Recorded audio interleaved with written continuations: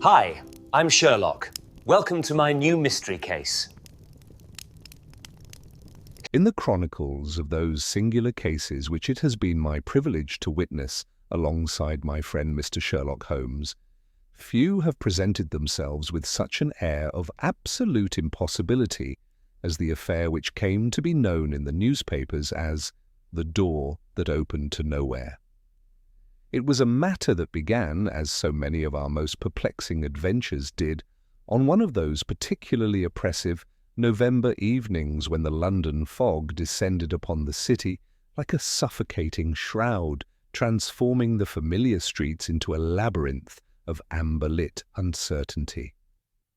Holmes had been in one of his restless moods for the better part of a week, pacing the confines of our Baker Street lodgings with the measured tread of a caged predator. The absence of any stimulating criminal matter had driven him to his chemical apparatus, where he conducted experiments of such obscure purpose that even I, with my medical background, could make neither head nor tail of his endeavors. The acrid smell of his latest investigation into crystalline structures mingled with the ever-present aroma of his pipe tobacco, creating an atmosphere that spoke eloquently of intellectual frustration. "Watson," he announced suddenly without lifting his aquiline features from the test tube he was examining, "we shall have a visitor within the quarter hour, a gentleman of considerable standing recently touched by tragedy and bearing a problem that has reduced Scotland Yard to a state of complete bewilderment." I set aside my evening paper and regarded my extraordinary companion with that mixture of admiration and mild exasperation which his pronouncements invariably provoked. "And how, pray tell, have you arrived at these conclusions from the comfort of our sitting-room?" Holmes finally raised his piercing grey eyes, which gleamed with that familiar spark of intellectual satisfaction. "Elementary observation, my dear fellow. The telegram that arrived this afternoon bore the watermark of the finest Mayfair stationery, suggesting a client of substantial means. The urgency of the message, requesting an immediate consultation despite the lateness of the hour and the inclement weather, indicates a desperation that conventional channels have failed to address. As for the recent tragedy," he gestured toward the fog-shrouded street below, "the gentleman in mourning attire who has been pacing beneath our window for the past 10 minutes, consulting his pocket-watch with increasing frequency, bears all the hallmarks of recent bereavement. Note the pristine condition of his mourning dress, not yet faded by extended wear, and the manner in which he clutches what appears to be an official document. Indeed, peering through the yellow veil of fog, I could discern the figure Holmes described. The man's agitated movements and frequent glances toward our building confirmed my friend's deductions with startling accuracy. Furthermore," Holmes continued, returning momentarily to his chemical work, "observe how he repeatedly measures distances with his walking stick, then shakes his head in apparent confusion. This suggests a problem of spatial or architectural nature, rooms that exist where they should not, or passages that lead to impossible destinations." Before I could respond to this remarkable display of deductive reasoning, the sharp ring of our doorbell echoed through the flat. Mrs. Hudson's familiar footsteps could be heard ascending the 17 steps to our door, followed by the measured tread of our expected visitor. Holmes calmly extinguished his Bunsen burner and arranged himself in his favourite armchair, steepling his long fingers beneath his chin in an attitude of intense concentration. "Mr. Holmes," came Mrs. Hudson's voice as she appeared in our doorway, "there's a Lord Pemberton to see you, sir. He seems quite distressed, and mentioned it was a matter of the utmost urgency." "Show him in, Mrs. Hudson, and perhaps you might bring tea. I suspect our guest has endured a most trying evening." The man who entered our sitting-room was indeed a figure of evident distress, though one who bore himself with the unmistakable bearing of the aristocracy. Lord Pemberton appeared to be in his early 50s, with prematurely silver hair and the pallor of one who had not slept well in many nights. His mourning clothes were of the finest quality, and he carried himself with the dignity of a man accustomed to respect and deference. Yet there was something haunted in his dark eyes, a quality of bewilderment that spoke of encounters with the inexplicable. "Mr. Holmes," he began, his cultured voice trembling slightly despite his obvious efforts at composure, "I come to you because Scotland Yard has declared my case beyond their capabilities. Inspector Lestrade himself admitted that the circumstances defy all rational explanation. They tell me I am overwrought by grief, that my mind is conjuring impossibilities. But I assure you, sir, I am as rational as any man in London." Holmes gestured to the chair opposite his own, with that quiet courtesy which I had come to admire more than his more celebrated qualities. "Please, Lord Pemberton, be seated. Dr. Watson and I are entirely at your disposal. Perhaps you might begin by telling us of your recent loss, for I perceive that bereavement is indeed a component of your current difficulties." Lord Pemberton started slightly at this observation, but settled into the offered chair, his hands trembling as he held them toward the warmth of our fire. "My nephew, Arthur Pemberton, was my heir and the last of our family line. 3 days ago he vanished from his private study at Pemberton Hall under circumstances that I can only describe as impossible." "Vanished, you say?" Holmes leaned forward slightly, his eyes brightening with interest. "From a study, which I assume was secured in some fashion?" "Indeed, Mr. Holmes, Arthur was a scholar of ancient languages and medieval history, a young man of retiring disposition who spent his evenings in research. His study occupies a corner of the manor's oldest wing, a room with but one entrance, a heavy oak door that was found locked from the inside. The single window is barred with ancient ironwork and sealed fast. When my staff, alarmed by his failure to appear for breakfast, forced entry to the room, Arthur was gone without a trace. I felt the familiar thrill that accompanied the beginning of one of our more intriguing cases. "A classic locked-room mystery," I observed. Lord Pemberton shook his head with an expression of profound despair. "Ah, but that is merely the beginning of the impossibility, Dr. Watson. You see, within Arthur's study, concealed behind a tapestry depicting a medieval hunting scene, there is another door, a small ancient portal of dark wood set directly into the stone wall of the manor's original construction. We had always assumed it to be merely a vestige of some forgotten passage, a curiosity from the building's earliest days. It bears no lock, no handle on the outer side, only a simple iron latch on the interior." He paused, his eyes wide with a horror that transcended mere loss. This door, Mr. Holmes, had not been opened within living memory. Yet when the study was searched, we found it standing ajar. And here lies the true impossibility of the matter. When one opens this door, it reveals nothing but solid stone wall. There is no passage, no hidden chamber, no secret stairway. It is simply a door that opens directly onto an impenetrable barrier of ancient masonry. The fog outside seemed to press against our windows with renewed intensity, as if the very elements conspired to heighten the atmosphere of mystery that surrounded our visitor's extraordinary tale. "Yet," Lord Pemberton continued, his voice dropping to barely above a whisper, "Inspector Lestrade's men found evidence that this impossible door had been recently used. There were scuff marks on the flagstones before the threshold, marks that had not been there the previous day, and a fragment of Arthur's distinctive pipe tobacco near the door frame." Holmes rose and began his characteristic pacing, his hands clasped behind his back. "Fascinating," he murmured. "A door that opens to nowhere, yet shows clear signs of recent passage. Tell me, Lord Pemberton, had your nephew been acting strangely in the days preceding his disappearance? Any unusual visitors, correspondence, or changes in his routine? Nothing of note, Mr. Holmes. Arthur was a creature of habit, devoted to his scholarly pursuits.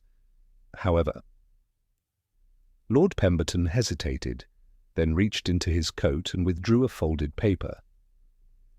This morning I received this telegram.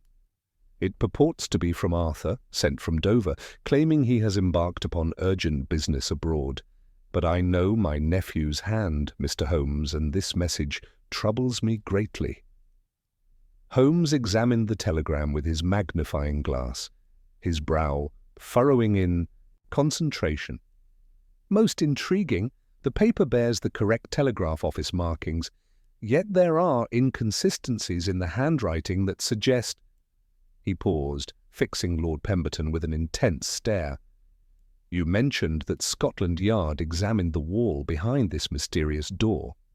What precisely did they discover? They brought in surveyors and architects, Mr. Holmes. The wall is solid stone, 3 feet thick, with no voids or hidden mechanisms. They even had workmen chip away sections of the mortar to verify its solidity. Inspector Lestrade assured me there was no possible way for a man to pass through that barrier. And yet, Holmes said quietly, someone or something clearly did. The case had begun in earnest, and I could see that familiar transformation overtaking my friend, the sharpening of his features, the intensity of his gaze, the subtle shift in posture that indicated his remarkable mind was already beginning to dissect and analyze the puzzle before him. Whatever strange mystery had driven Lord Pemberton through the fog-shrouded streets of London to our door, I knew that Sherlock Holmes would not rest until he had unravelled every thread of its complex and seemingly impossible weave. The door that opened to nowhere awaited our investigation, and with it what promised to be one of the most perplexing cases in our long association. Holmes resumed his seat with the fluid grace of a predator settling to observe its prey, his long fingers steepling beneath his chin as he fixed Lord Pemberton with that penetrating gaze which had unnerved so many before him.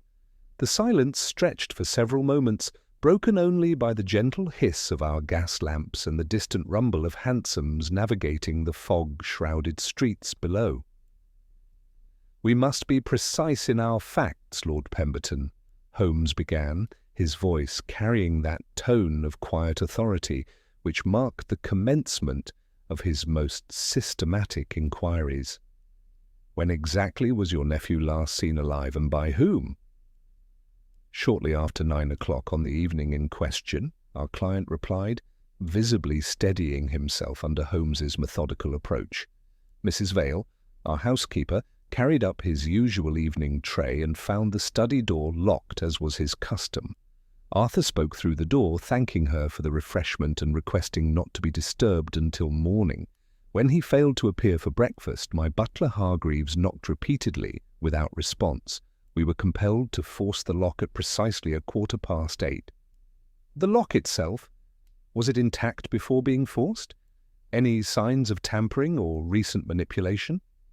None whatsoever. Both our local constable and Inspector Lestrade's men examined it thoroughly. The mechanism was stout and yielded only under considerable physical pressure. Holmes nodded with satisfaction. "And who, besides your nephew, possessed keys to this particular study?" "Arthur alone held the only key. I maintain a master key to the principal rooms of the manor, but that particular lock was changed at Arthur's express request some 2 years past. He valued his scholarly privacy above all else." Rising abruptly, Holmes approached our visitor with that peculiar intensity which I had witnessed countless times before. He circled Lord Pemberton once, as though examining a specimen, then paused to pluck something from the man's sleeve. "Brick dust," he murmured, holding the minute particle to the lamplight. "And here, chalk residue along the hem of your trousers, accompanied by the distinct aroma of camphor. You have been personally examining masonry and consulting old manuscripts within the past day. The measuring of walls, I suspect, followed by an anxious retreat to your library for solace among familiar volumes." Lord Pemberton stared in amazement. "Your deductions are entirely accurate, Mr. Holmes. I confess I could not resist testing the wall's thickness myself before the official surveyors arrived. Afterward, I sought comfort among Arthur's books, many of which are indeed treated with camphor to deter insects." "Quite natural under the circumstances," Holmes acknowledged, returning to his chair. "Now, regarding your nephew's scholarly pursuits, was he engaged in any particular research that might have attracted unusual attention or correspondence?" A shadow passed across Lord Pemberton's features, and he shifted uncomfortably in his chair. "There was something, Mr. Holmes, though I hesitate to mention it, for fear of appearing to embrace the very superstitions that Arthur spent his career debunking. For several months past he had become increasingly absorbed in researching the history of Pemberton Hall itself, particularly the oldest sections dating to the 13th century. He claimed to have discovered references to what he termed the passage of echoes in various medieval documents. "The passage of echoes?" I interjected, unable to suppress my fascination with such an evocative phrase. "According to Arthur's research," Lord Pemberton continued, "the original builders incorporated certain architectural features based upon ancient beliefs regarding doorways between different realms of existence. Arthur found it academically compelling as an example of medieval architectural superstition, though he remained entirely skeptical of any supernatural implications." Holmes leaned forward with renewed interest. "Did your nephew share specific details about these references? The location of source documents, perhaps, or the nature of these supposed passages?" "He mentioned discovering fragmentary records in monastic archives, particularly correspondence with the manor's original builders.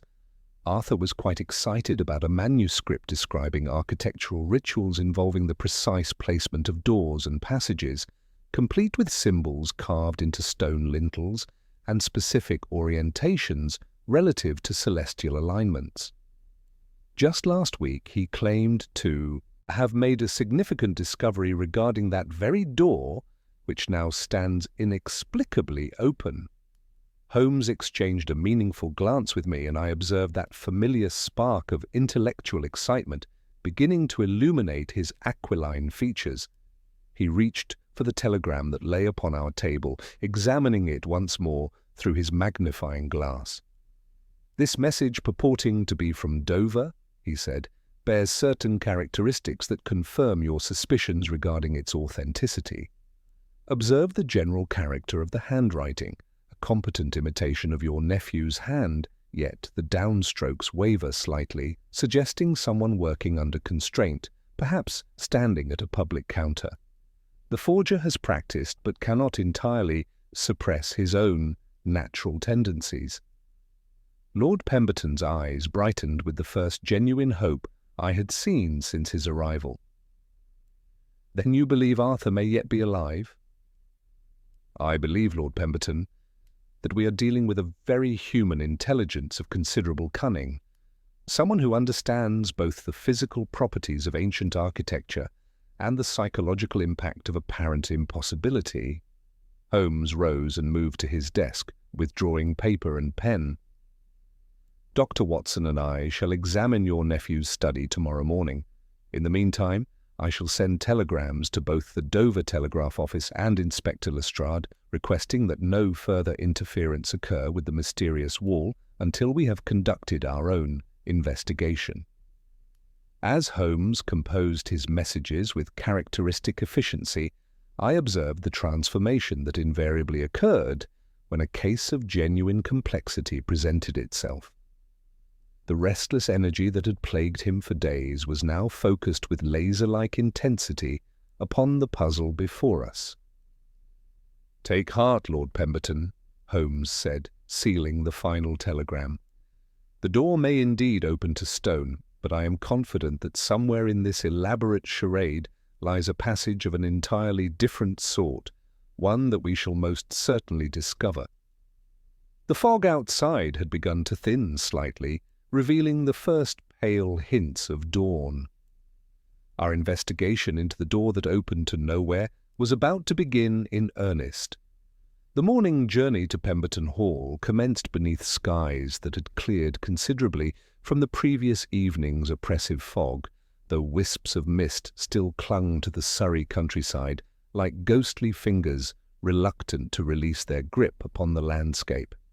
Holmes maintained his characteristic silence throughout our railway passage, his aquiline profile etched against the carriage window as he observed the passing hedgerows with that peculiar intensity which marked his most concentrated periods of thought.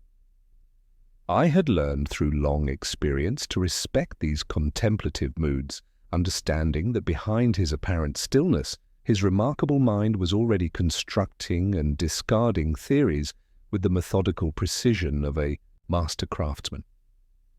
As our train wound through the gentle hills toward our destination, I found myself contemplating the extraordinary nature of the puzzle before us. The very impossibility of the circumstances seemed almost theatrical in its dramatic perfection, a locked room mystery complicated by the presence of a door that opened onto solid stone yet bore evidence of recent use. It was precisely the sort of case that would either prove elementary to Holmes's deductive methods or reveal layers of complexity that would challenge even his extraordinary abilities. "Watson," Holmes said suddenly, breaking his prolonged silence as the spires of a village church came into view, "what strikes you as the most significant aspect of Lord Pemberton's account?" I considered the question carefully, reviewing the details of the previous evening's consultation. The impossibility of the physical circumstances, surely. A man cannot pass through 3 feet of solid stone, regardless of any medieval architectural mysteries. "Precisely," Holmes replied, though his tone suggested I had missed something crucial. "Yet we must ask ourselves, what if the impossibility itself is the key to understanding the truth? Consider this. Every element of the mystery serves to reinforce the supernatural interpretation. The ancient door, the medieval manuscripts, the scholarly nephew researching mystical passages, even the dramatic timing of the disappearance. It is almost as though someone wishes us to believe in the impossible. Pemberton Hall revealed itself as our carriage approached, through carefully manicured grounds, its ancient towers and battlements rising with the austere grandeur of centuries past. The oldest sections of the building were immediately distinguishable from later additions, their weathered limestone speaking eloquently of medieval craftsmanship and forgotten architectural traditions. Lord Pemberton awaited us at the main entrance, his demeanour considerably more composed than during his desperate visit to Baker Street, though I detected an underlying tension in his bearing that spoke of a sleepless night spent in anxious contemplation. We were received by Hargreaves, the butler, whose dignified bearing could not entirely conceal his obvious distress at recent events. Holmes observed the man with that penetrating gaze which missed no detail of human behaviour, noting the slight tremor in his hands and the faint tea stains upon his otherwise immaculate waistcoat. "You breakfasted early and twice," Holmes observed matter-of-factly, as we were led through corridors that seemed to breathe with accumulated centuries. "The second cup hastily consumed, judging by the manner in which you have retied your necktie." "You have been anxious, Hargreaves, and sleep has been elusive." The butler started slightly at this accurate assessment. "Indeed, sir, we are all anxious. The household has been quite unsettled since Master Arthur's disappearance." The ascent to Arthur's study led us through passages adorned with portraits of long-dead Pembertons and medieval tapestries whose colours had faded to muted elegance. The very atmosphere of the place seemed conducive to scholarly contemplation, and I could well understand why young Arthur had chosen this environment for his research into the manor's mysterious past. The study door itself bore obvious signs of forced entry, its ancient oak frame splintered around the lock mechanism. Holmes examined the damage with his magnifying glass, paying particular attention to the direction of the wood splinters and the condition of the iron hardware. The lock was indeed forced from without, he confirmed, and with considerable difficulty. Observe how the metal has been stressed. This required sustained effort rather than a single violent blow. The desperation was genuine, yet the method was deliberate rather than frantic. The study itself proved to be a scholar's paradise, its walls lined floor to ceiling with leather-bound volumes representing centuries of accumulated learning. Arthur's desk occupied the center of the room, its surface bearing the organized chaos of active research. Manuscript pages covered with notes in a precise hand, several reference works lying open, and a magnifying glass positioned as though recently set aside. The single window, barred with ironwork of obvious antiquity, admitted a shaft of pale sunlight that illuminated dancing motes of dust in the still air. Holmes moved through the room with systematic precision, his keen eyes noting every detail. He examined the grate, where grey ash and the crumbled remains of charred paper suggested recent burning, lifting a fragment delicately upon his knife blade. "Not common foolscap," he murmured. "Thicker paper, rag content high, edges deckled, a leaf torn from a manuscript, Watson, rather than correspondence." He turned his attention to the tobacco in Arthur's pipe rack, comparing it with the fragment mentioned by Lord Pemberton, then noted a coarser shred near the skirting board. "One smoker of discrimination," he observed, "and one who purchases his tobacco by the penny twist." But it was the far wall that commanded our ultimate attention. Behind the tapestry depicting a medieval hunting scene stood the mysterious door that had opened to nowhere. The portal itself was surprisingly modest, perhaps 5 feet in height, and constructed of dark wood that seemed to absorb rather than reflect the available light. Most remarkably, it stood slightly ajar, revealing beyond its threshold the rough surface of ancient masonry. Holmes approached the anomalous entrance with the careful deliberation of a naturalist examining a rare specimen. He produced a small mirror from his coat pocket and inserted it into the narrow gap between the open door and the stone wall, angling it carefully while directing the beam of a powerful lamp into the reflection. He remained in this position for several minutes, his brow furrowed in concentration. "Fascinating," he murmured, withdrawing the mirror with that peculiar glint in his eyes which I had learned to associate with significant discovery. "Watson, observe the hinges. Medieval ironwork, yet recently oiled. Someone has been maintaining this portal despite its apparent uselessness."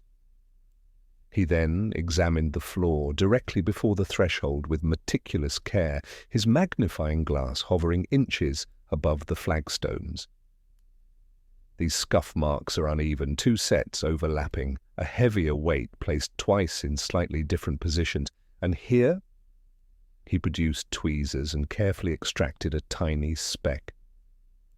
"A granule of brick dust with iron staining. London stock, not Kentish limestone. Someone has brought materials from the city." Taking a small hammer from his kit, Holmes tapped systematically across the surface of the exposed stone wall behind the open door. The sound was uniformly dull, confirming solid masonry, yet his expression remained thoughtful rather than disappointed. "There is an inconsistency here, Watson," he said finally, his voice low but triumphant. "A subtle but critical one that has escaped everyone's notice. This door is not as impossible as it appears. Indeed, it is far more devious than anyone has imagined." He offered no further explanation, merely that enigmatic smile which indicated his remarkable mind had glimpsed the solution to our puzzle. The true nature of the door that opened to nowhere remained tantalizingly beyond my comprehension, yet I sensed we stood upon the threshold of discoveries that would illuminate the entire mystery in ways none of us had anticipated.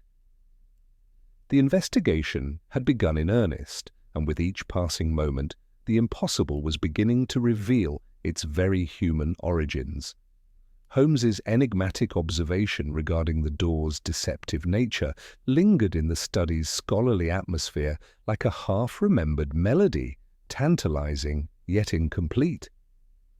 Rather than elaborate upon his discovery, he withdrew his measuring tape with characteristic precision and began taking systematic dimensions of both the doorframe and the stone wall beyond.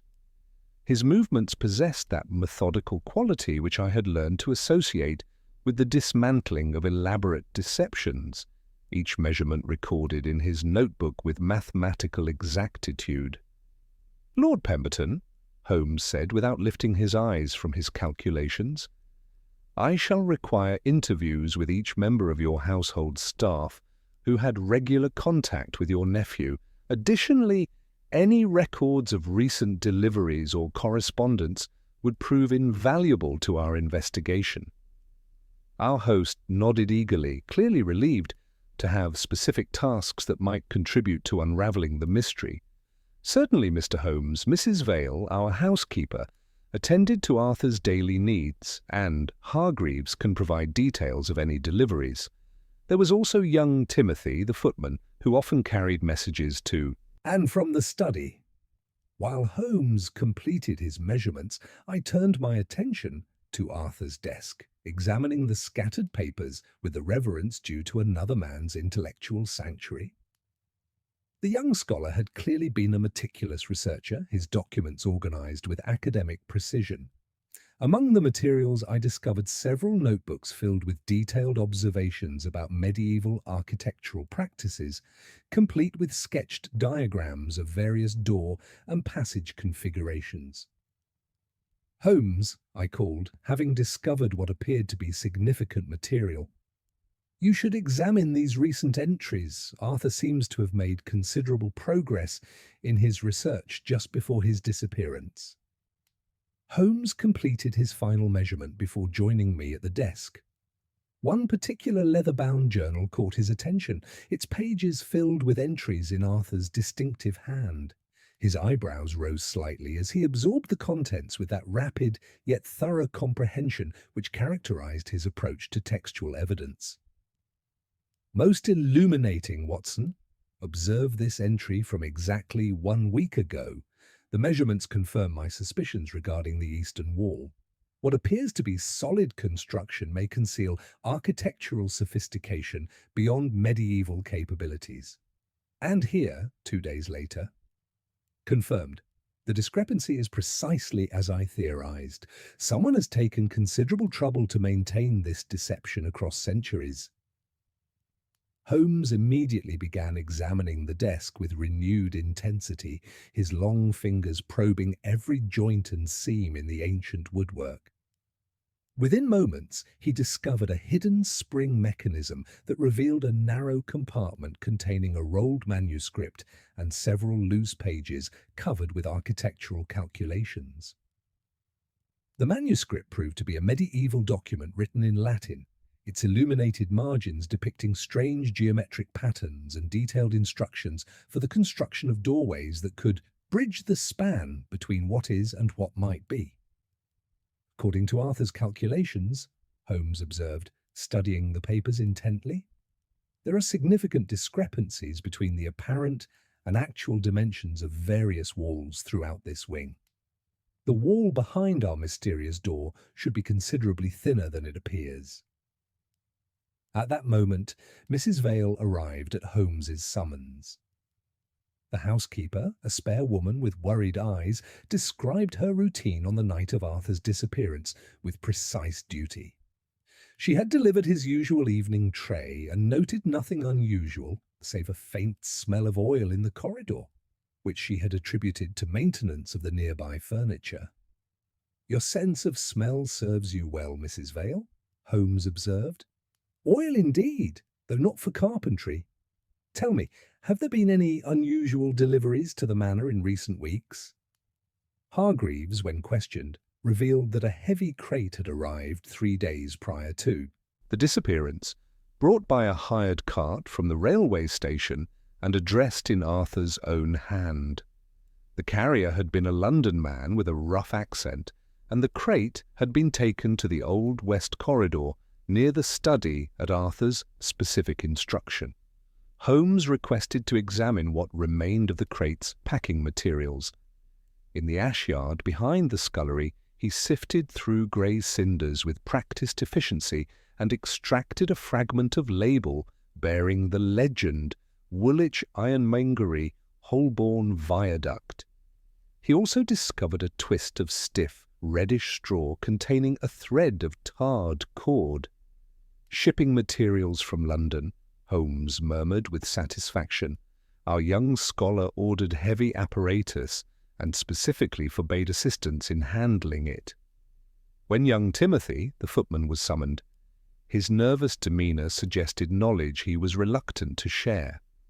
Under Holmes's gentle but persistent questioning, the lad revealed that a gentleman had visited Arthur 3 times in recent weeks, a tall, thin man with dark hair going grey at the temples, dressed respectably, but with hands that showed evidence of manual work.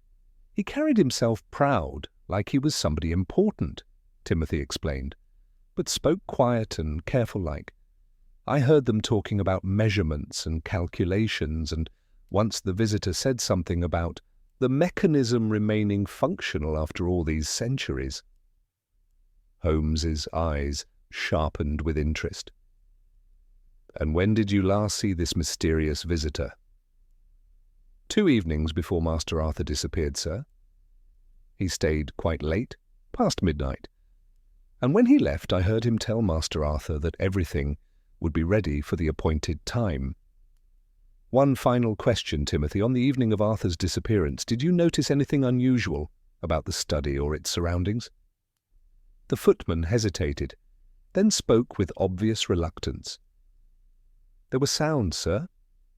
Strange sounds coming from the study around 11 o'clock. Not voices exactly, but like machinery working. Grinding and clicking sounds, as though great wheels were turning somewhere in the walls. Holmes exchanged a meaningful glance with me, his expression indicating that this revelation confirmed some theory he had been developing. Machinery in the walls, he murmured. Mechanisms that have remained functional across centuries. We proceeded to examine the exterior wall corresponding to the mysterious door.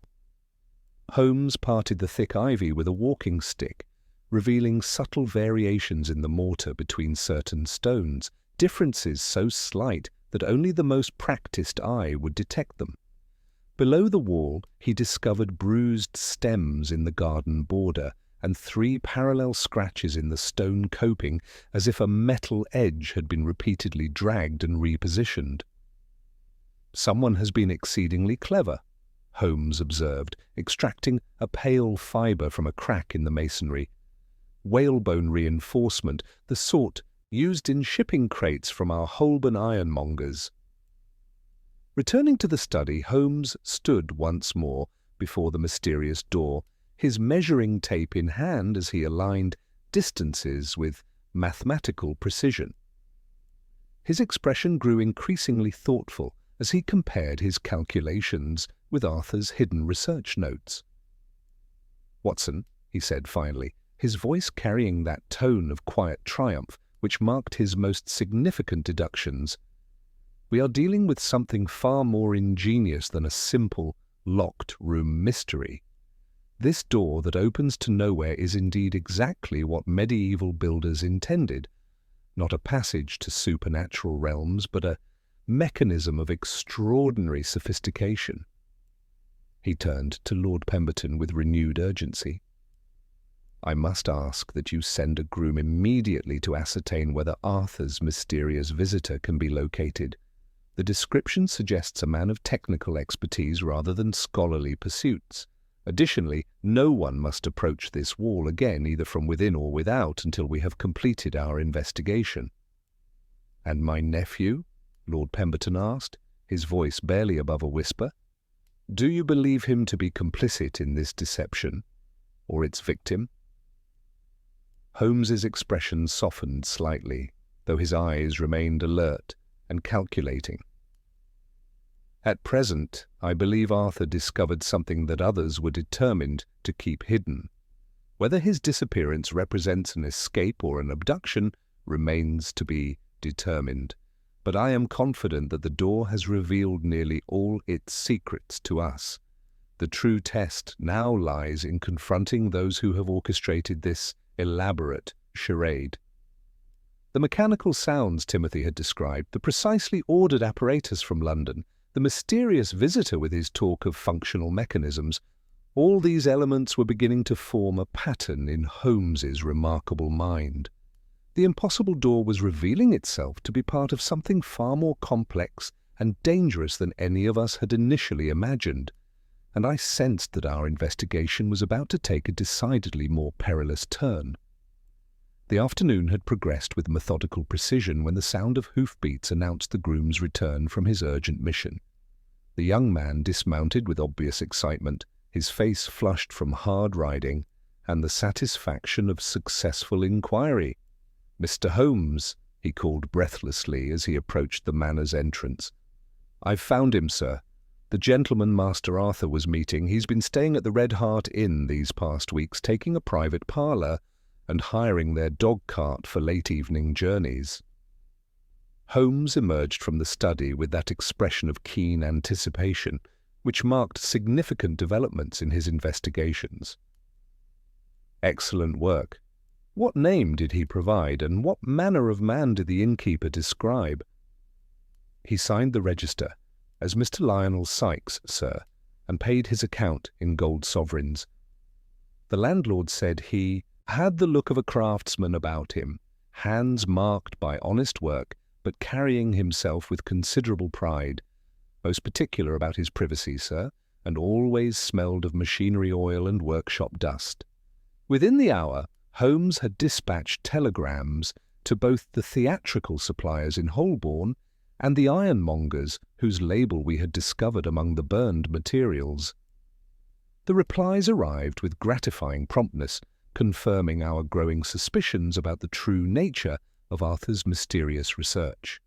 The Woolwich firm acknowledged shipping a substantial crate containing iron runners, precision gears, counterweights, and specialized lubricating oils to Pemberton Hall, while Sykes and Rollings, theatrical engineers, confirmed that their Mr. Lionel Sykes had indeed been engaged in private consultations regarding historical mechanical restoration work in the Surrey countryside. "Stage machinery disguised as medieval mystery," Holmes murmured with satisfaction as he folded the telegrams. "Our theatrical engineer has been remarkably busy, Watson, adapting modern mechanical principles to ancient architectural frameworks." It was at this moment that Inspector Lestrade arrived from London, his familiar figure striding through the manor's entrance hall with that air of professional confidence which invariably preceded his most emphatic pronouncements. He carried with him a telegram of his own, which he brandished with obvious satisfaction as he joined us in Arthur's study. "Well, Holmes," Lestrade announced, "I believe we can consider this case effectively closed. The telegraph clerk at Dover remembers your missing scholar quite distinctly, a pale young gentleman with a fresh rose in his buttonhole, signing himself A. Pemberton and purchasing passage on the afternoon packet to Calais. I've already wired the French authorities to watch for him." Lord Pemberton's face brightened with the first genuine hope I had observed since our arrival, though Holmes received this intelligence with his characteristic reserve. He examined Lestrade's telegram through his magnifying glass, his expression growing increasingly thoughtful. "The clerk's memory serves him well in some particulars," Holmes observed quietly, "though I suspect vanity may have embellished certain details. A rose in the buttonhole, you say? Most distinctive, and precisely the sort of theatrical flourish that would lodge in a busy clerk's memory. "Exactly my thinking," Lestrade replied with satisfaction. The young man wanted to be remembered, wanted to establish his presence at Dover beyond any doubt, a clever touch, but not clever enough to fool Scotland Yard. Holmes turned to Lord Pemberton with renewed attention. "Tell me, sir, was your nephew given to wearing flowers as personal ornament, roses in particular?" "Quite the contrary, Mr. Holmes. Arthur considered such displays frivolous and somewhat vulgar. He was a scholar of austere habits who regarded personal ornamentation as a distraction from serious intellectual pursuits." "As I suspected," Holmes murmured, returning his attention to the mysterious door. "Inspector, your theory possesses considerable merit and will undoubtedly satisfy those who prefer straightforward explanations, yet certain physical evidence continues to perplex me." He gestured toward the portal that remained tantalizingly ajar, revealing its barrier of solid stone. "This mechanism, for instance, shows clear signs of recent operation, yet serves no apparent function. Observe these scuff marks on the flagstones, two distinct sets suggesting repeated use by different individuals. And here, within the hinge mechanism, traces of specialized lubricating oil mixed with brick dust of London origin." Lestrade examined the evidence with his characteristic thoroughness, though his expression remained skeptical. "Elaborate misdirection, Holmes. The nephew and his accomplice, this Sykes fellow, contrived the entire charade to suggest supernatural disappearance. The Dover telegram is merely the final act of their deception." "Perhaps," Holmes replied non-committally, though I detected that familiar undertone which suggested his mind was pursuing entirely different avenues of investigation. "Yet one detail continues to trouble me, Inspector. Among the burned papers in Arthur's grate, I discovered this." He produced his tweezers and carefully extracted a minute fragment from his evidence envelope, a single strand of coarse hair singed at one end and bearing the distinctive curl of facial rather than scalp growth. "Beard hair," Holmes explained, "yet Arthur Pemberton was clean-shaven. Someone else has been present in this study, someone who came close enough to the fire to singe his whiskers. The tobacco residue I mentioned earlier, penny twist rather than Arthur's preferred leaf, suggests a working man's habits rather than scholarly refinement." Holmes consulted his pocket watch with characteristic precision. "The afternoon grows late, and I suspect our mysterious Mr. Sykes maintains regular appointments with his mechanical creation. Lord Pemberton, I shall require the services of 2 reliable men and several dark lanterns. We must be prepared to receive visitors after nightfall." "You believe Sykes will return?" I asked, though Holmes's certainty was already convincing me of the evening's significance. "I am confident of it, Watson. Mechanisms of such sophistication require regular maintenance, and whoever has invested such considerable effort in this elaborate deception will not abandon it lightly. The door that opens to nowhere has been keeping appointments with remarkable punctuality, appointments we shall endeavour to interrupt." As twilight began to gather around Pemberton Hall, I found myself contemplating the extraordinary complexity of the puzzle before us. Lestrade's conventional explanation possessed undeniable logic, yet Holmes's physical evidence suggested layers of deception far more intricate than a simple staged disappearance. The theatrical engineer, the specialized equipment, the maintained medieval mechanism all pointed toward a conspiracy of remarkable sophistication, one that had transformed an ancient architectural curiosity into something far more sinister. The door stood before us like a riddle carved in stone and wood, its secrets still tantalizingly beyond our grasp. Yet with each passing hour I sensed that Holmes was drawing closer to the truth, and that the evening would bring revelations that would illuminate not only Arthur's mysterious fate, but the true purpose behind the door that opened to nowhere. Whatever appointments the night might hold, we would be ready to meet them. The preparations for our evening vigil proceeded with the methodical precision that characterized Holmes's most carefully orchestrated operations. Lord Pemberton had provided 2 reliable groundskeepers, Fletcher and Moss, who were positioned at strategic points around the manor's eastern wing, each equipped with dark lanterns and explicit instructions to observe without interference. Inspector Lestrade, despite his conviction regarding Arthur's Dover departure, agreed to maintain watch with professional thoroughness. We established ourselves in the small antechamber adjacent to Arthur's study, where Holmes had positioned a carefully angled mirror that allowed observation of the mysterious door while concealing our presence. As darkness settled over the Surrey countryside like a suffocating shroud, the manor assumed that profound stillness which characterizes ancient buildings at rest. The silence was punctuated only by the settling groans of medieval timbers and the distant sounds of the household completing their evening routines. Holmes remained utterly motionless beside our observation post, his senses acutely tuned to the night's subtle symphony, while I felt my own pulse quicken with that familiar mixture of apprehension and exhilaration that accompanied our nocturnal adventures. At precisely 23 minutes past 9, Holmes raised his hand in a gesture demanding absolute silence. Through our mirror, we observed the approach of a focused light beam moving with deliberate purpose along the corridor. The soft click of a key turning in the repaired lock mechanism confirmed our expectations, and the figure that entered the study moved with the confident familiarity of one thoroughly acquainted with the space. Mr. Lionel Sykes appeared exactly as Timothy had described, tall, spare, with the measured movements of a skilled craftsman. He carried a leather satchel and moved directly toward the mysterious door with purposeful determination.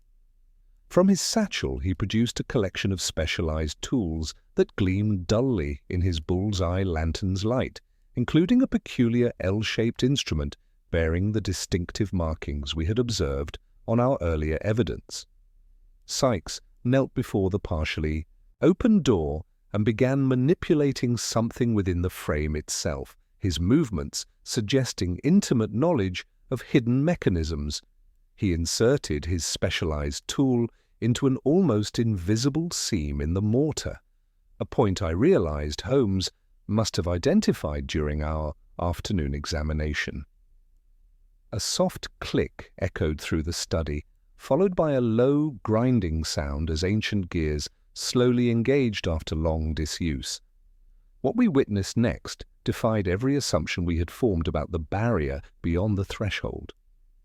The seemingly solid stone wall behind the mysterious door began to move with incredible deliberation.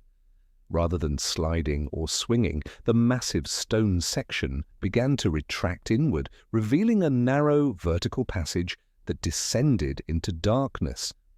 The movement was achieved through an ingenious system of counterweighted panels that rotated on a central axis, presenting either solid stone or open passage, depending upon the position of internal mechanisms. Counterweighted stone panels, Holmes breathed, his voice barely audible, yet carrying a note of professional admiration. Medieval engineering adapted with modern precision mechanisms, the wall rotates to reveal passages that have remained functional across centuries. Sykes worked with focused intensity, adjusting intricate levers and counterweights that became visible in his lamp's beam. The air shimmered with the metallic scent of fresh oil and ancient stone as he consulted a leather-bound notebook, making quick calculations before nodding with satisfaction. The grinding sound intensified as the mechanism completed its cycle, fully revealing the passage entrance. Holmes chose that moment to step into the study, his tall figure materializing from the shadows with theatrical timing. "Good evening, Mr. Sykes. Your mechanism is truly a marvel of engineering, though I fear your schedule has been rather inconveniently interrupted." Sykes froze, his hand still poised over the intricate machinery.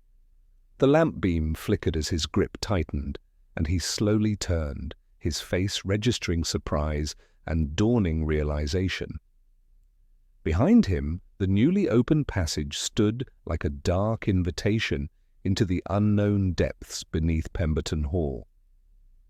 Dr. Watson, Inspector Lestrade, and I have been most interested observers of your remarkable demonstration, Holmes continued, his voice carrying that quiet authority which marked his most significant revelations.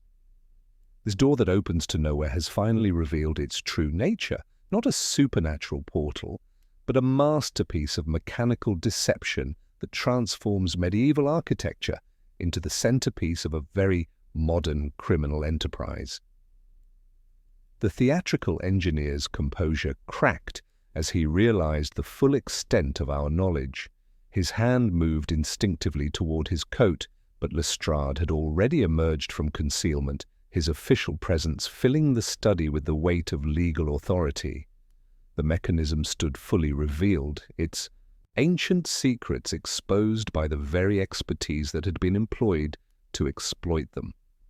The door that opened to nowhere had finally opened to everywhere, revealing passages, conspiracies, and truths that would illuminate not only Arthur's mysterious fate, but the sophisticated criminal operation that had transformed a scholarly sanctuary into something far more sinister than any of us had initially imagined. Sykes's hand froze midway to his coat as the full weight of our presence registered upon his features.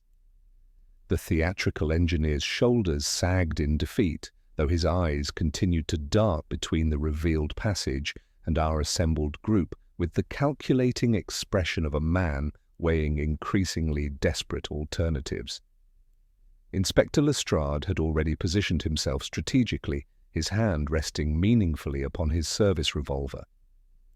"Most impressive craftsmanship, Mr. Sykes," Holmes observed, approaching the mechanism with genuine professional interest despite the circumstances.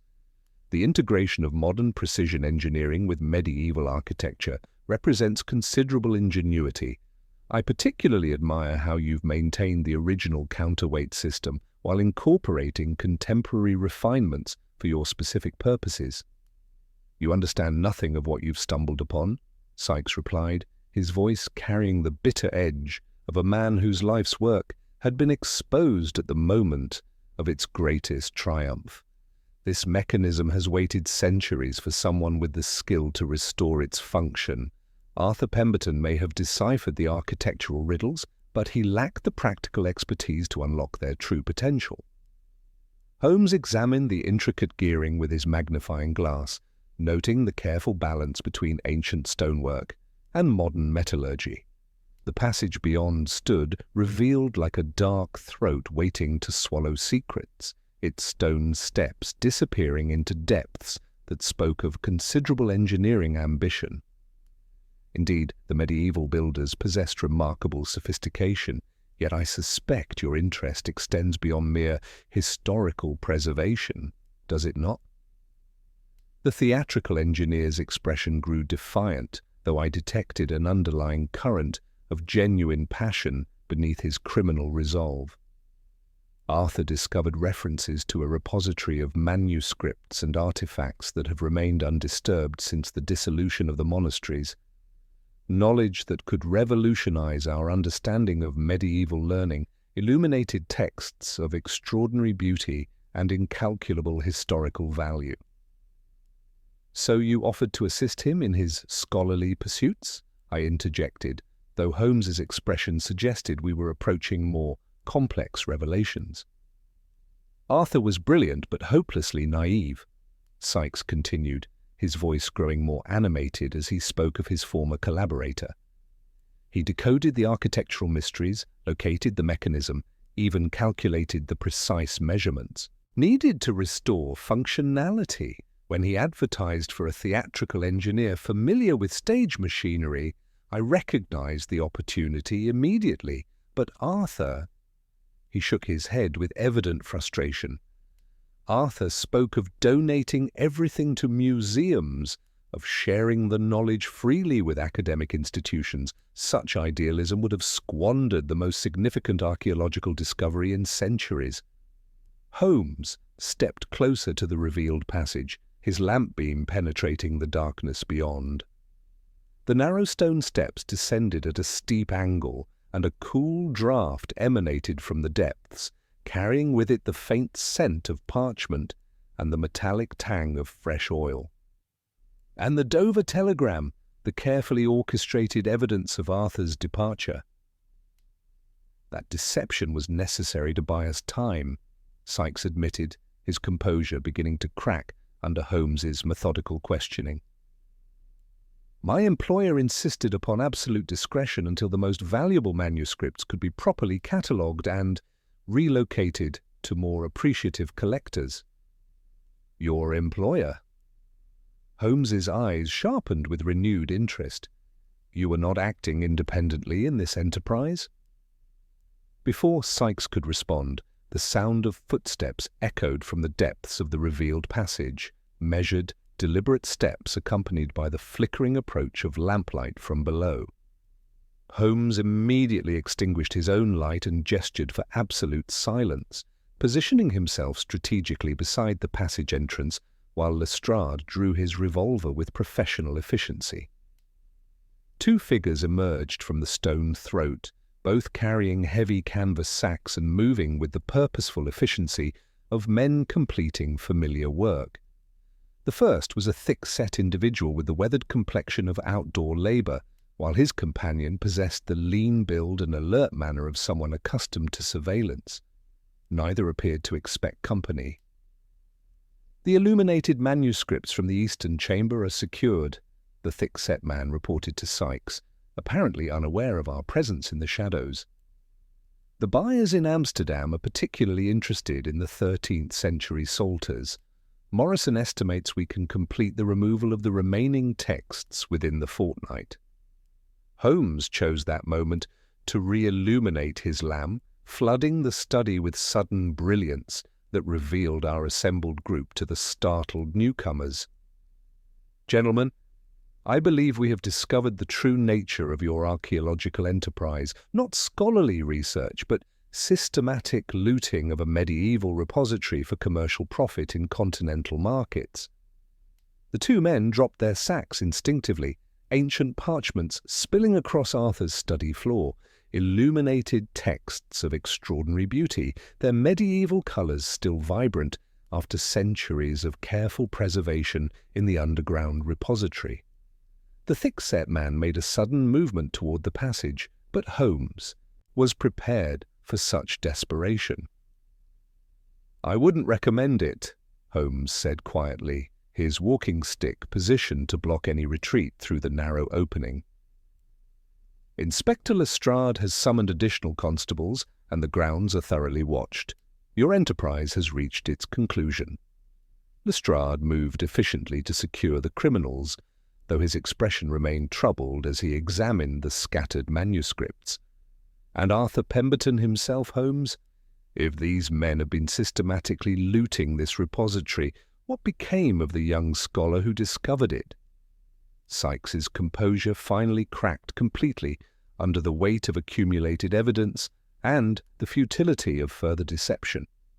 Arthur became difficult to manage when he realized the true scope of our operation. He threatened to expose everything, to bring in university authorities and government officials. My employer could not permit such interference. "So you imprisoned him?" Holmes stated with quiet certainty. The locked study was not the scene of his disappearance, but merely the staging ground for an elaborate deception. Arthur Pemberton is being held somewhere within this underground network. The theatrical engineer nodded reluctantly. "He's alive, but secured in one of the deeper chambers. My employer insisted that no permanent harm come to him, at least until the most valuable manuscripts could be relocated beyond the reach of British authorities." Holmes consulted the leather-bound notebook he had extracted from Sykes's satchel, its pages filled with detailed maps of the subterranean network and precise inventories of recovered materials. Your mysterious employer has been remarkably thorough in cataloguing his theft of Britain's medieval heritage. These records will prove invaluable in recovering the stolen manuscripts and ensuring their proper preservation. The cold draught from the passage seemed to carry with it the weight of centuries, the accumulated knowledge of medieval scholars who had carefully preserved their learning for future generations.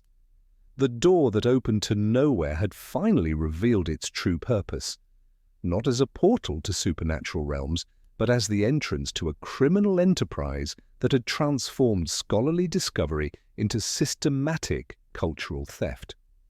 "Inspector," Holmes said, his voice carrying that tone of quiet determination which marked his most significant cases, "we must descend into this passage immediately.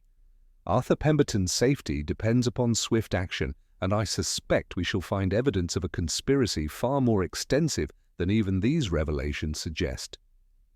The medieval repository waited below, its remaining secrets demanding justice for the young scholar who had died, protecting them from those who would reduce irreplaceable knowledge to mere commercial commodity. Our investigation was about to descend into the very foundations of the mystery, where the true scope of the criminal enterprise would, finally, be revealed in all its calculated enormity. The descent into the medieval repository commenced with the deliberate precision that characterized Holmes's most methodical investigations. Our small procession moved through the narrow stone passage, with Sykes reluctantly leading the way, his earlier defiance now replaced by the sullen cooperation of a man whose elaborate schemes had been thoroughly exposed. The ancient steps, worn smooth by centuries of monastic feet, descended at a steep angle into the very foundations of Pemberton Hall, where the cool air carried the distinctive atmosphere of preserved knowledge. That dry, almost sacred scent of aged parchment mingled with the mineral tang of living stone. Inspector Lestrade maintained careful watch over our captured criminals, while I followed with my medical bag, prepared for whatever condition we might find Arthur Pemberton in after his 3-day imprisonment. Holmes led with characteristic confidence, his lamp beam revealing architectural details that spoke eloquently of medieval engineering sophistication. The passage itself was a marvel of construction carved directly from the limestone bedrock and reinforced with precisely fitted stonework that had endured for centuries. After perhaps 60 steps, the narrow corridor opened into a vaulted chamber that took our collective breath away. Our combined lamplight revealed walls lined with stone alcoves, each containing carefully arranged manuscripts, scrolls, and bound volumes that represented the accumulated learning of medieval monasticism. The preservation was extraordinary. Constant temperature and dry air had maintained these treasures in conditions that modern libraries might envy, creating a repository of knowledge that had remained undisturbed since the dissolution of the monasteries. "Remarkable," Holmes murmured, his voice carrying genuine awe despite the criminal circumstances that had brought us to this discovery. "This represents perhaps the most significant collection of medieval manuscripts in existence, preserved by monks who understood that knowledge itself was more precious than gold." Yet even as we marveled at the historical significance of our discovery, the evidence of systematic looting was immediately apparent. Several alcoves stood empty, their contents removed with the methodical precision of professional thieves. Modern chalk marks indicated which manuscripts had been selected for removal, while shipping crates bearing continental addresses revealed the international scope of the criminal enterprise. Holmes examined the inventory lists that lay scattered about, noting the precise handwriting that reduced irreplaceable cultural treasures to mere commercial commodities. "Your employer has been remarkably systematic in his theft," Holmes observed to Sykes, who watched our examination with obvious discomfort. "These records indicate years of careful planning and methodical execution. We are dealing with a criminal mind of considerable sophistication." We proceeded deeper into the repository, following passages that revealed the true scope of the medieval construction. The monks had created not merely a library, but an entire underground complex designed to preserve knowledge through whatever upheavals might threaten the world above. Each chamber served specific purposes: scriptoriums where copying had continued, workshops for manuscript repair and binding, even living quarters for the scholarly custodians who had dedicated their lives to preservation of learning. It was in the deepest accessible chamber that we found Arthur Pemberton, secured to a stone pillar with heavy iron manacles, but otherwise unharmed. His face, though pale from his ordeal, brightened immediately upon seeing us, and the reunion between uncle and nephew provided a moment of genuine emotion amidst the grim circumstances of our investigation. "Thank God you found me," Arthur said as I examined him for injuries, finding only the chafing of his bonds and the effects of 3 days' confinement. I feared they might simply leave me here to starve once they had completed their looting. Holmes immediately began questioning Arthur with characteristic efficiency, extracting crucial details about his capture and imprisonment. The young scholar confirmed that he had been overpowered at the mechanism by Sykes and 2 accomplices, then rendered unconscious with a chloroform-soaked cloth before being transported to his underground prison. But Sykes was merely following orders, Arthur explained, accepting a draught from my flask with grateful hands. The true mastermind visited me once, a gentleman of obvious education and refinement who spoke of these manuscripts as investments rather than cultural treasures. He wore expensive gloves and carried the distinct scent of violet water mixed with Russian leather, an unusual combination that I shall never forget. Holmes's eyes sharpened with interest at this description, which confirmed details we had already begun to piece together from other evidence. Did this mysterious employer reveal anything about his ultimate intentions or the scope of his operation? He spoke of a network of collectors across Europe who would pay extraordinary sums for properly authenticated medieval manuscripts, Arthur replied. He seemed particularly interested in the illuminated psalters and the earliest astronomical texts. When I refused to authenticate his stolen goods, he simply smiled and said that time would eventually provide all the cooperation he required. Holmes examined the chamber with renewed intensity, discovering additional clues that would prove significant in identifying the mastermind. Among the debris left by the criminals, he found fragments of expensive writing paper bearing partial letterheads, cigar ash of a distinctive Turkish blend, and most tellingly, a small wooden box containing a single white rose, still fresh, despite the underground environment. The rose that lodged so memorably in the Dover telegraph clerk's recollection, Holmes observed with satisfaction. A theatrical flourish designed to confirm Arthur's supposed departure, planted by our systematic mastermind as the final element in his elaborate deception. As we prepared to return to the surface with our rescued scholar, Holmes discovered evidence that our investigation had not gone unnoticed by the criminal organization.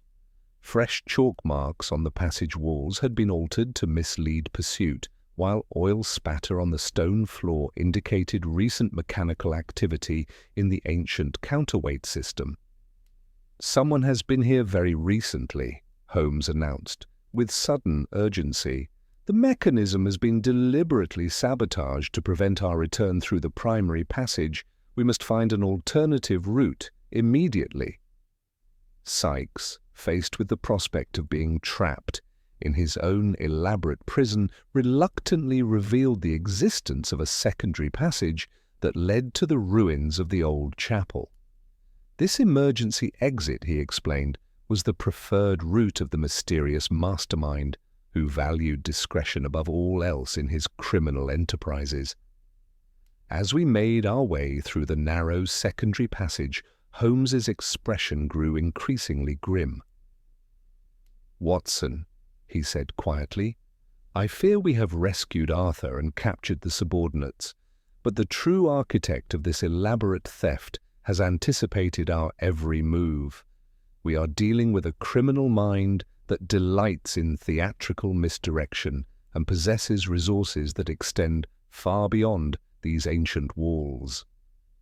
The door that opened to nowhere had finally revealed its secrets, but in doing so it had exposed a criminal conspiracy of international scope, one that threatened not only the cultural heritage of Britain, but the safety of all who dared to oppose its systematic depredations. Our investigation was far from over, and the most dangerous adversary still awaited us in the shadows above. Our emergence from the secondary passage into the skeletal remains of the old chapel brought immediate confirmation that our adversary's theatrical nature extended to every aspect of his criminal enterprise. The ancient stone foundations, overgrown with centuries of ivy and bramble, concealed the hidden entrance with remarkable effectiveness, yet the moonlit ruins bore unmistakable evidence of recent and systematic use. Holmes moved through the crumbling sanctuary with that predatory grace which marked his most intensive investigations, his keen eyes cataloguing every detail that might illuminate our quarry's methods and intentions. The chapel floor, carpeted with fallen leaves and the detritus of decades, revealed a story of careful preparation and recent activity. Holmes knelt beside disturbed patches of earth near the western wall, his magnifying glass catching the pale moonlight as he examined impressions left in the soft ground. The tracks told a clear narrative of professional efficiency, the deep ruts of a heavy brougham, the precise hoofprints of well-shod horses, and most tellingly, the distinctive boot impressions of a man who favored expensive footwear over practical utility. "Observe, Watson," Holmes murmured, his voice barely disturbing the chapel's profound stillness. "Our mastermind has been here within the past 2 hours. Note the clarity of these impressions. No dew has settled. No wind-blown debris has accumulated. He waited here, watching, timing his departure to coincide with our inevitable emergence through this secondary route." Inspector Lestrade assisted Arthur to a fallen stone, where the young scholar could rest, while his uncle provided comfort and reassurance. Yet even as the reunion proceeded, Holmes continued his systematic examination of the scene, discovering evidence that would prove crucial to understanding our adversary's true nature and intentions. Among the scattered debris near the altar, Holmes discovered a small cone of pale ash, the remains of an expensive Turkish cigar, still retaining its distinctive aroma despite exposure to the night air. More significantly, caught upon a projecting stone near the chapel's entrance, he found a leather button bearing the faint impression of a crown above the initials F and B, a detail that immediately sparked recognition in his remarkable memory. "Faraday and Brown," Holmes announced with quiet satisfaction, "suppliers of the finest Russian leather goods to London's most discriminating clientele. Their customer records will provide invaluable intelligence regarding our quarry's identity and habits." Arthur, despite his ordeal, proved an invaluable source of additional details about his mysterious captor. The young scholar confirmed that his imprisonment had been visited once by the mastermind himself, a gentleman of obvious education and refinement, who spoke of the stolen manuscripts as investments in portable culture rather than irreplaceable historical artifacts. He carried the distinct scent of violet water mixed with Russian leather, Arthur recalled, an unusual combination that seemed to define his character, expensive refinement masking predatory calculation. When I refused to authenticate his stolen goods, he merely smiled and remarked that time would eventually provide all the cooperation he required. Holmes's examination of the scattered evidence revealed additional clues that painted an increasingly detailed portrait of our adversary. Among the materials near the chapel entrance, he discovered fragments of expensive writing paper bearing partial letterheads, shipping documents indicating regular deliveries to continental collectors, and most significantly, a leather portfolio containing correspondence that revealed the international scope of the criminal enterprise.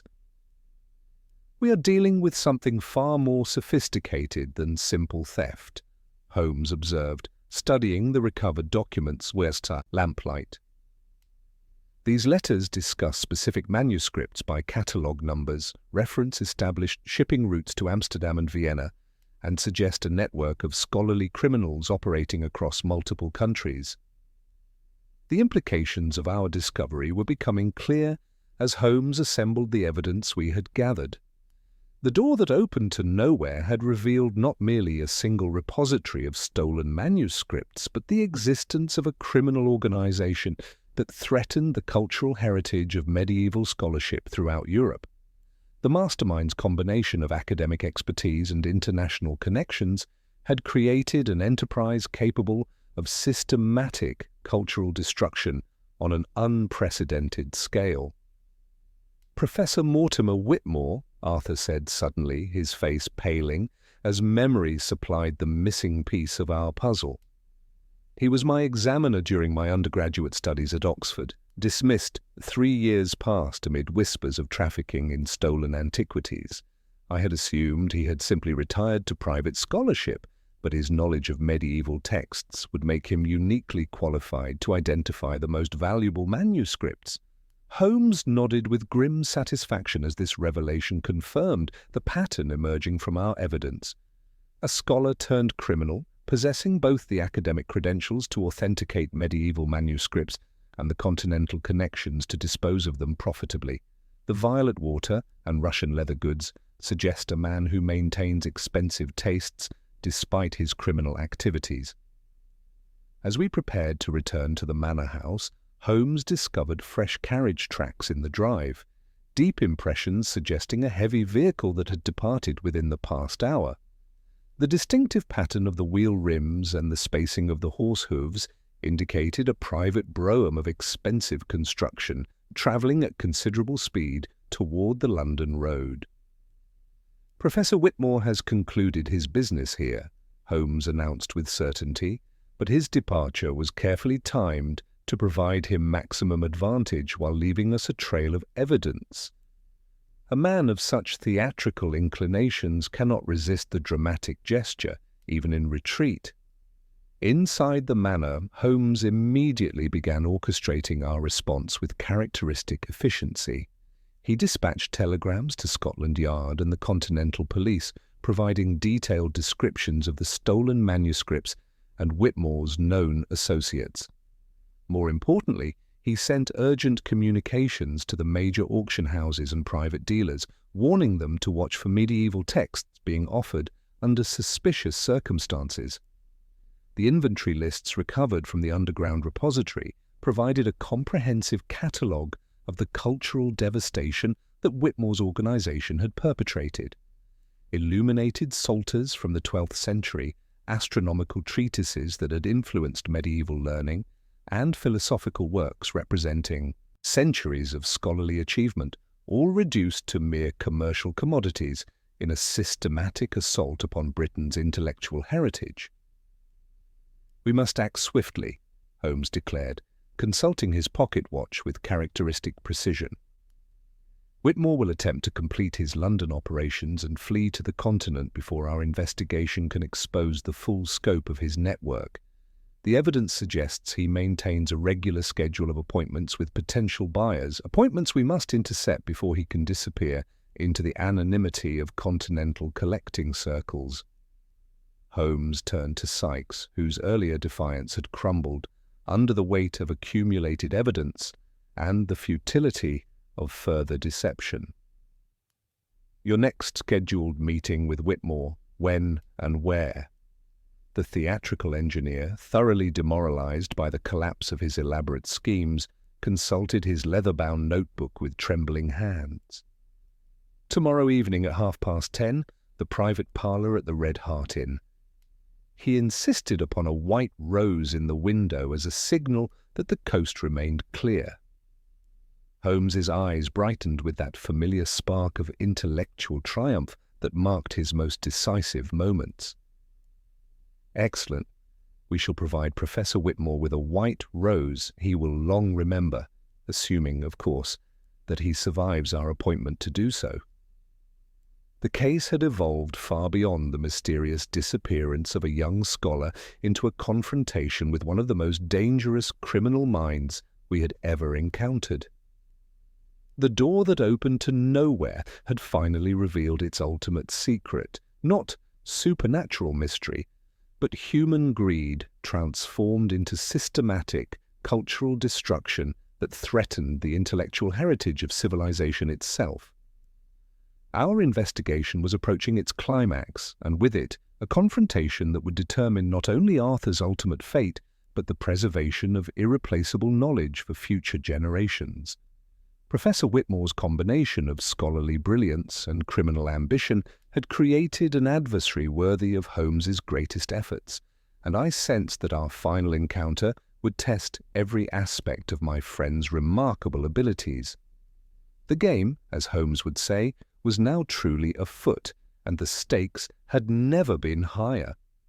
The following evening found Holmes in his study at Baker Street, applying the final touches to what would prove to be one of his most crucial disguises. Rather than attempting to impersonate the captured Sykes, a deception that would have required intimate knowledge of personal mannerisms, Holmes had chosen to present himself as Mr. Edmund Blackwood, a prosperous antiquarian dealer with continental connections. The transformation was remarkable, achieved through careful application of theatrical makeup, a meticulously trimmed grey beard, and the subtle alterations of posture that marked his mastery of the dramatic arts. The beauty of this particular deception— "Watson," Holmes explained as he adjusted his spectacles and practiced the slightly pompous bearing of a successful merchant, "lies in its appeal to Whitmore's fundamental vanity. He cannot resist the opportunity to display his expertise before someone he perceives as an intellectual inferior, yet one who possesses the financial resources to appreciate his stolen treasures." Inspector Lestrade had positioned his men with characteristic thoroughness throughout the Red Hart Inn and its surrounding grounds. 2 constables occupied the adjacent private parlour, while others maintained watch over the stable yard and main entrance. The innkeeper, thoroughly briefed on the evening's significance, had been instructed to maintain normal operations while remaining alert for any unusual developments.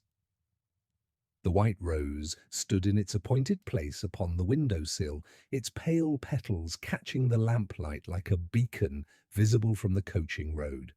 Holmes had positioned our small table to provide optimal observation of both the entrance and the rose signal, while maintaining sufficient shadows to conceal the true nature of our preparations. Upon the polished mahogany surface, he had arranged an irresistible selection of medieval manuscripts, not the recovered originals, which remained safely secured at Scotland Yard, but rather a mixture of authentic fragments of lesser value and several exceptionally crafted facsimiles produced by London's most skilled calligrapher. "Whitmore will examine these with the practiced eye of a true scholar," Holmes observed, adjusting the arrangement with scientific precision. "His academic training will enable him to distinguish authentic materials from even the finest reproductions, yet his criminal avarice will compel him to reveal his authentication methods and pricing calculations. We shall observe a master criminal at work, Watson, and in doing so, gather the evidence necessary to expose his entire network." At precisely 10:30, the sound of wheels upon cobblestones announced the arrival of our quarry. Through the window we observed a private brougham of expensive construction draw up before the inn's entrance, the same vehicle whose distinctive wheel impressions Holmes had noted at Pemberton Hall. The gentleman who emerged possessed exactly the bearing that Arthur's description had suggested. Tall, distinguished, with iron-grey hair, and the confident carriage of academic authority adapted to criminal purposes. Professor Mortimer Whitmore paused at the inn's threshold, his keen eyes surveying the establishment with the practiced assessment of a man accustomed to evaluating potential threats. His expensive clothing bore subtle continental touches that spoke of extensive European travel, while his gloved hands moved with the careful precision of someone who valued both discretion and control. Even from our concealed position, the distinctive scent of violet water and Russian leather that Arthur had mentioned was apparent as he passed beneath the gaslight.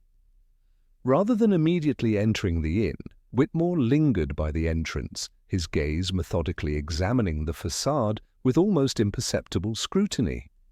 His eyes settled upon the white rose in our window, and a faint, knowing smile played across his refined features. This was clearly not a man to be easily deceived, yet Holmes had anticipated such caution in his careful preparations. After several minutes of observation, Whitmore entered the inn and made his way directly to our private parlour. His knock upon the door was soft yet confident, the gesture of a man accustomed to discreet appointments and clandestine negotiations. "Professor Whitmore, I presume?" Holmes said as he opened the door, his voice carrying the slightly obsequious tone of a merchant eager to please an important client. "I am Edmund Blackwood, and this is my associate, Dr. Morrison. We have been most eagerly anticipating your consultation regarding these remarkable acquisitions." Whitmore stepped into the room with fluid grace, his movements betraying both physical confidence and intellectual alertness. He possessed an almost magnetic presence, his voice a cultured baritone as he offered polite greetings. Yet his eyes remained sharp and calculating, missing nothing as they swept over our carefully arranged display. "Mr. Blackwood," Whitmore replied with practiced charm, "your reputation for acquiring exceptional materials precedes you. I understand you have recently obtained certain manuscripts of particular historical significance." Holmes gestured toward the table with theatrical enthusiasm. "Indeed, Professor, these represent but a small selection of the treasures that have recently come into my possession through discreet channels. I am given to understand that your expertise in medieval authentication is without equal in academic circles." Whitmore approached the manuscripts with the reverent attention of a true scholar, yet I detected beneath his academic demeanor the predatory hunger of a criminal appraising valuable merchandise. He withdrew a jeweler's loupe from his waistcoat and began examining each document with systematic precision, his movements betraying years of experience in evaluating both authenticity and commercial potential.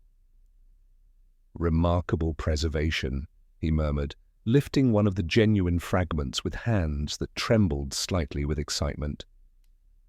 The parchment quality suggests 13th century preparation, while the illumination techniques indicate monastic origin. From a private collection, I assume?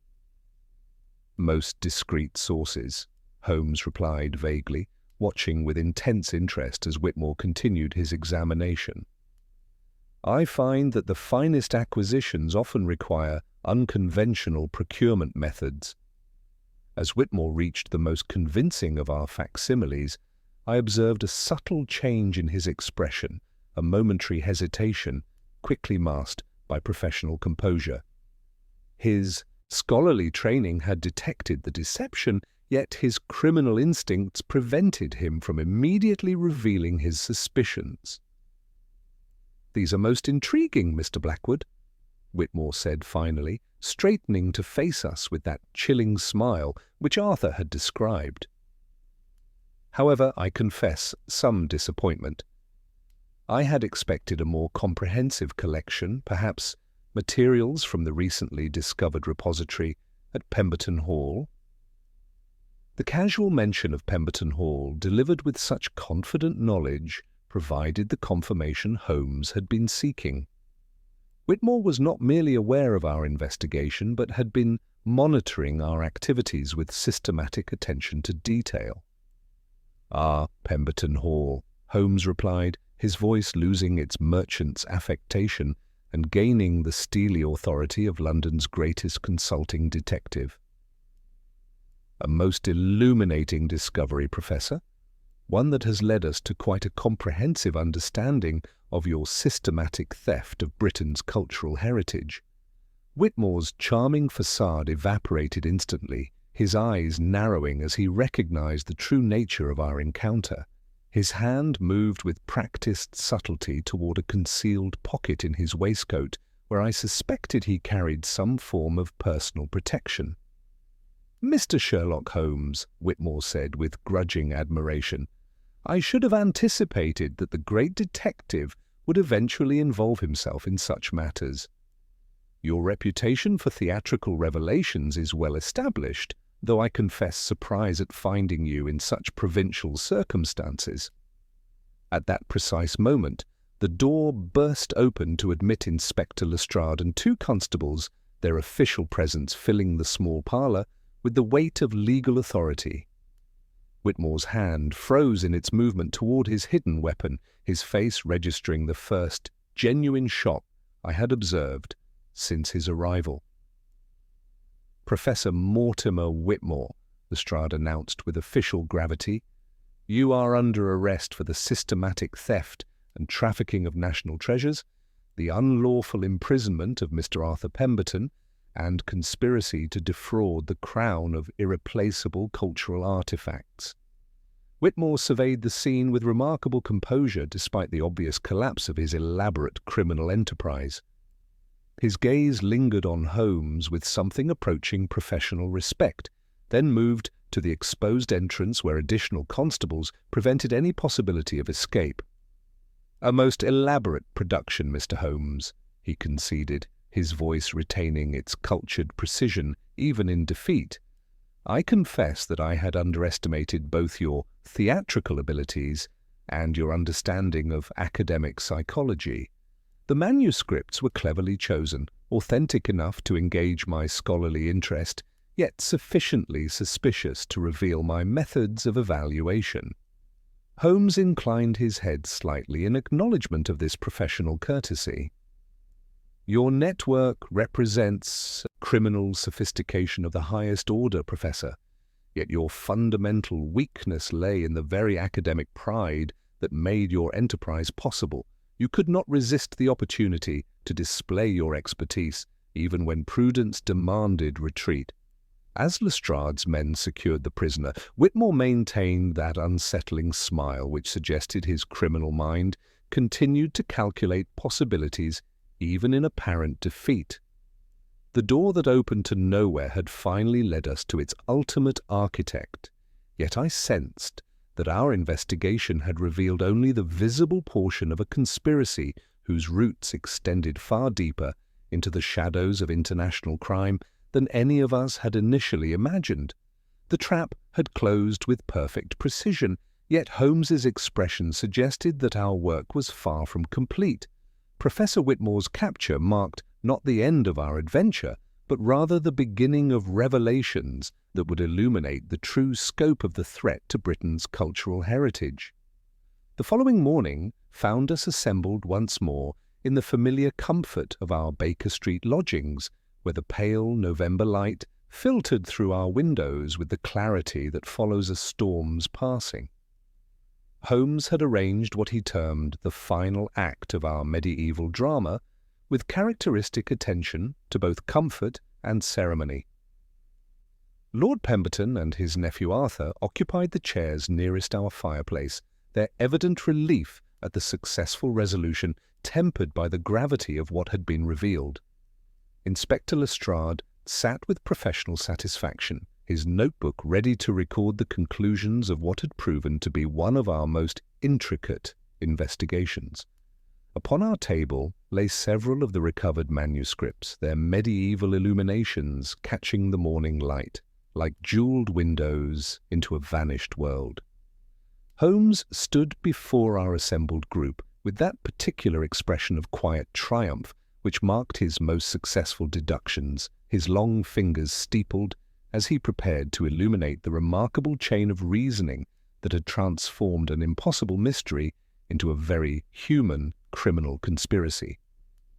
"The case of the door that opened to nowhere," Holmes began, his voice carrying the measured cadence of a master craftsman explaining his most intricate work, "presented us initially with what appeared to be a violation of the fundamental laws of physics. A young scholar had vanished from a locked room through a portal that revealed only solid stone, leaving behind evidence of his impossible departure, yet no rational explanation for his fate. He moved to examine one of Sykes's precision instruments, its craftsmanship evident even in the morning light. Yet, from our first examination of the physical evidence, certain inconsistencies suggested that we were dealing not with supernatural phenomena, but with human intelligence of exceptional cunning. The medieval manuscripts, the specialized mechanical equipment, the theatrical precision of every detail all pointed toward a conspiracy that exploited both scholarly knowledge and criminal expertise. Arthur leaned forward with obvious interest, his scholarly instincts having survived his ordeal intact. "But how did you first suspect that the door's impossibility was itself the key to understanding the deception?" Holmes smiled with genuine warmth at the young man's question. "The answer lay in the very perfection of the mystery's construction, my dear Arthur. Every element served to reinforce the supernatural interpretation. Your research into medieval passages, the ancient door's dramatic revelation, even the precise timing of your disappearance. It was almost as though someone wished us to believe in the impossible, which immediately suggested that the impossible was precisely what we were meant to see." The physical evidence. Holmes returned to his position before the fireplace, his eyes reflecting the dancing flames as he organized his thoughts with characteristic precision. The first contradiction lay in the geometry itself. Your own measurements, Arthur, confirmed what my tape revealed. The interior dimensions of your study did not correspond with the exterior wall visible from the gardens. There was missing volume, a void that could not be accounted for by solid masonry. He withdrew his magnifying glass and examined it thoughtfully. The hinges of the mysterious door provided the second clue, medieval ironwork certainly, yet recently maintained with specialized lubricating oils of the sort supplied by Holborn engineering firms rather than common household preparations. When I tapped the supposed stone barrier, the sound was uniformly dull, suggesting not solid bedrock, but a heavy object backed by void and counterweight. Inspector Lestrade consulted his notes with professional interest. "And the scuff marks on the floor?" "Two distinct patterns, Inspector. One showed a man kneeling repeatedly to manipulate a concealed mechanism, our theatrical engineer at work. The other revealed the weight and stance of men lifting and setting down heavy burdens. The fragment of London brick dust with iron staining suggested crates from the city rather than countryside origins, while Mrs. Vale's observation of oil scents in the corridor provided temporal confirmation of recent mechanical activity."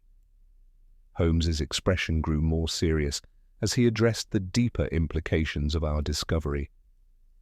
Professor Whitmore represented a particularly dangerous type of criminal, one who combined genuine scholarly expertise with systematic criminal methodology.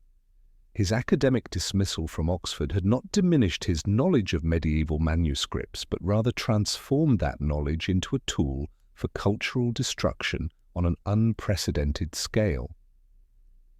Arthur nodded with growing understanding. He possessed exactly the expertise needed to identify the most valuable manuscripts and authenticate stolen goods in ways that legitimate dealers could not easily detect. His scholarly reputation, even tarnished by scandal, provided credibility that purely criminal enterprises could never achieve. "Precisely," Holmes confirmed. "The underground repository represented the discovery of a lifetime, a collection that had remained undisturbed since the dissolution of the monasteries. Whitmore recognized that such a find could finance criminal operations for decades while simultaneously destroying irreplaceable evidence of Britain's intellectual heritage." Holmes moved to our window, gazing out at the familiar bustle of Baker Street as he continued his analysis. The Dover telegram was a masterpiece of misdirection, serving multiple purposes simultaneously. It convinced Scotland Yard that Arthur had fled voluntarily, ending active pursuit, while creating a plausible narrative of scholarly eccentricity. The white rose detail, carefully planted in the telegraph clerk's memory, was precisely the sort of theatrical flourish that would lodge permanently in a busy official's recollection. He turned back to our group with that expression of intellectual satisfaction which marked his most significant revelations. Yet Whitmore's fundamental weakness lay in the very academic pride that made his enterprise possible. He could not resist the opportunity to display his expertise, even when prudence demanded discretion. Our trap at the Red Hart succeeded because it appealed to his vanity, the chance to demonstrate his superior knowledge to someone he perceived as an intellectual inferior, yet one who possessed the financial resources to appreciate his stolen treasures. Lord Pemberton rose and grasped Holmes's hand with evident emotion. "You have not only rescued my nephew, but preserved treasures that belong to all humanity. How can such service ever be adequately repaid?" "The preservation of knowledge is its own reward, Lord Pemberton," Holmes replied with characteristic modesty.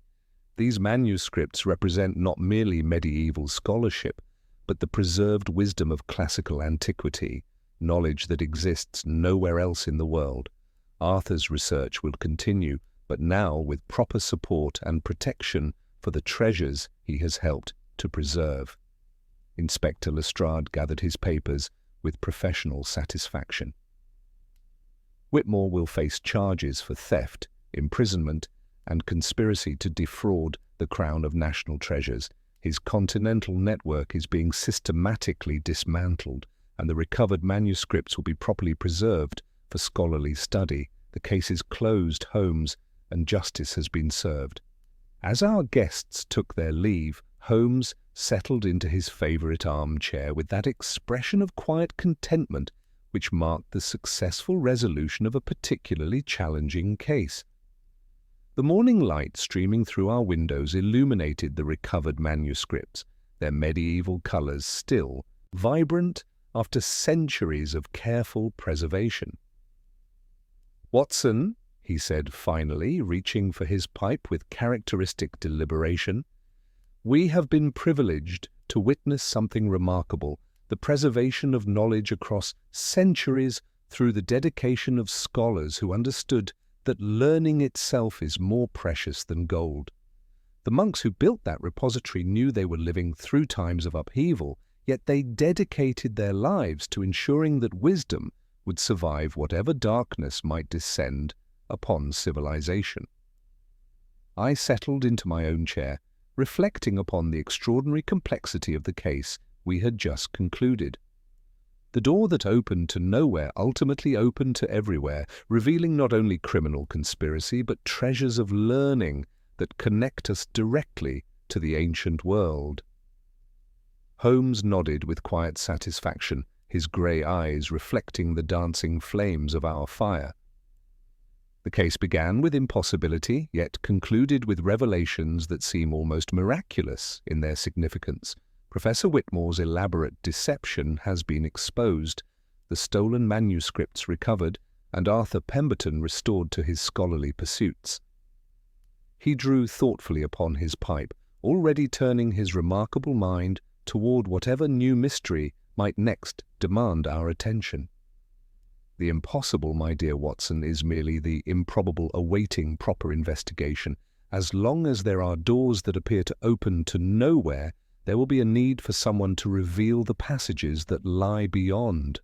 Outside our window, London continued its eternal rhythm, unaware that one of its greatest cultural treasures had been preserved through the application of logic, observation, and unwavering dedication to truth. The medieval repository would continue its ancient purpose under proper guardianship, ensuring that the voices of centuries past would continue to speak to future generations. The case was closed, yet its implications would resonate far beyond our immediate success. In preserving the past, we had secured the future, and the door that had once opened to nowhere now opened to infinite possibilities for human learning and understanding. Holmes reached for his violin, and soon the logical strains of a Bach fugue filled our sitting room, a fitting coda to the mystery of the door that opened to nowhere, which had, in the end, opened to justice itself.